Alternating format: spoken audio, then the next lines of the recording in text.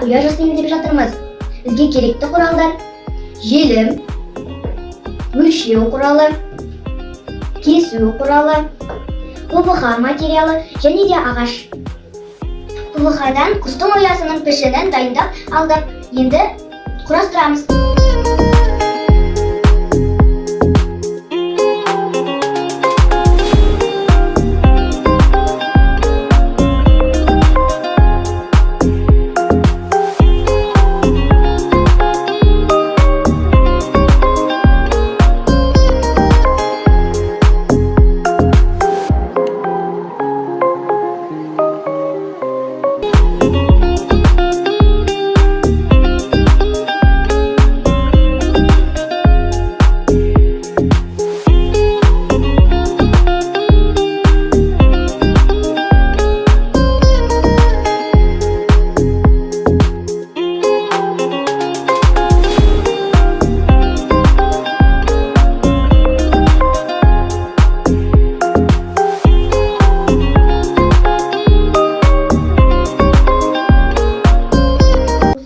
Жасаған құстың ұясы дайын.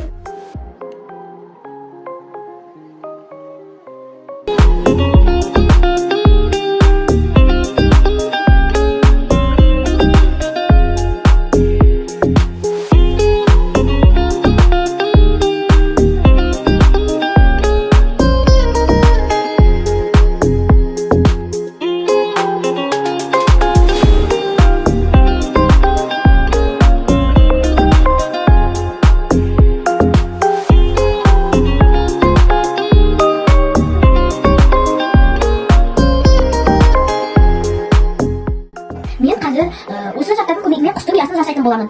Бірінші 5 литрлік баклажканы алып маркермен сызып аламыз.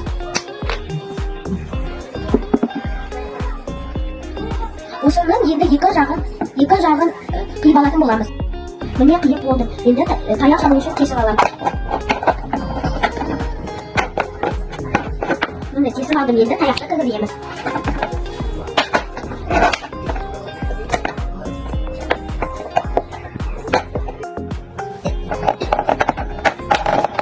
Құстардың түрін теріп жеу үшін. Енді пластилинді алып, құстар жарақаттанып қалмау үшін шешектен жасап шығамыз.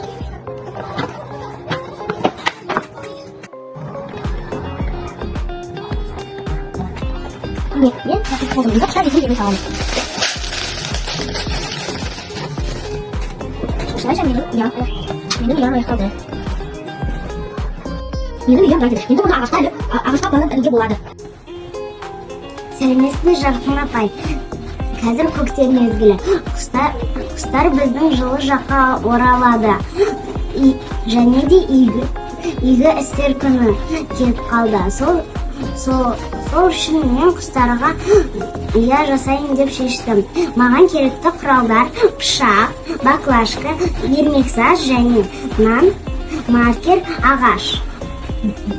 Қазір мен баклажканы екі жағынан төртбұрыш қылып сызамын.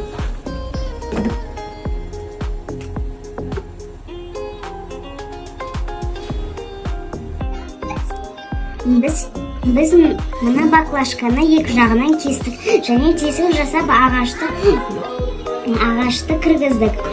Мына жерге құстар отырады, ішіне жем саламын.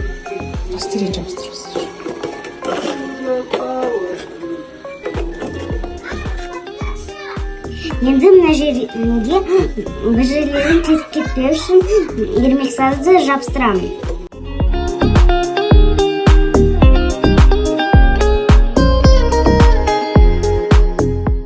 Сәлеметсіз бе апай, мен папамның көмегімен құстарға ұя жасадым. Оны мен қазір илетін боламын. Себебі мен құстарға қамқорлық көрсетіп көмектесіп жатырмын. Мен бүгін үй тапсырмасы істеп жатырмын. Көктем келді. Құстар алыстан ұшып келе жатыр. Біз оларға ұя жасап жатырмыз. Сізге керегі картон, қайсы, ыстықлей, сілеген, красный карандаш.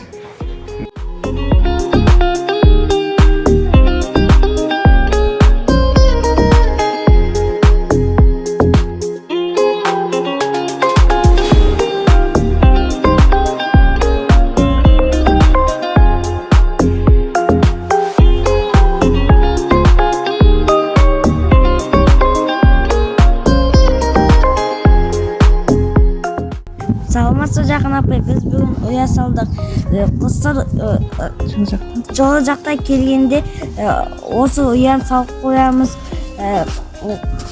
Құстар осы ұяда жылылық. Бұл ұяды әке анашым үшеуміз жасадық.